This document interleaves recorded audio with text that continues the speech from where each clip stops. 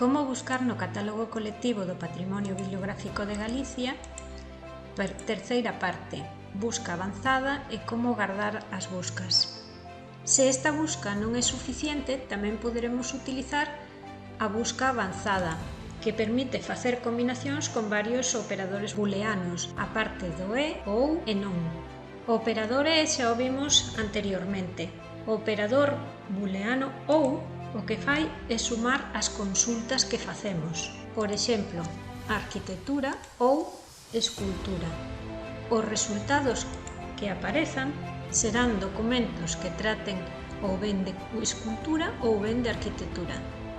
O operador booleano non válenos para facer limitacións dentro dunha consulta. Por exemplo, documentos do Reino de Galicia que non estean impresos en Madrid. Vemos Londres, París, Santiago, pero non Madrid. Unha vez que entramos na ficha dun documento, o programa nos permite visualizar de diferente modo esta información. Por exemplo, en formato ficha ou en formato ISBN, Dublin Core, MODS, etc. Vémolo, por exemplo, en ISBN.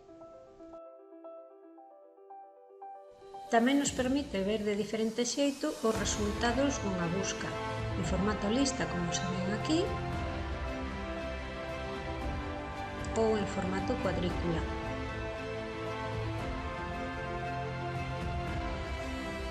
Ordenar eses resultados de diferentes maneiras, por título, autor, data, relevancia.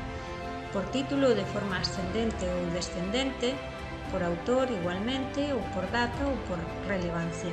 Tamén é posible seleccionar os resultados que nos interesen máis desta consulta, deseleccionalos, seleccionar todos ou ningún, e unha vez que teñamos uns cantos seleccionados, poderemos exportalos e descargalos no noso propio ordenador ou enviálos por correo electrónico a un enderezo que nos interese.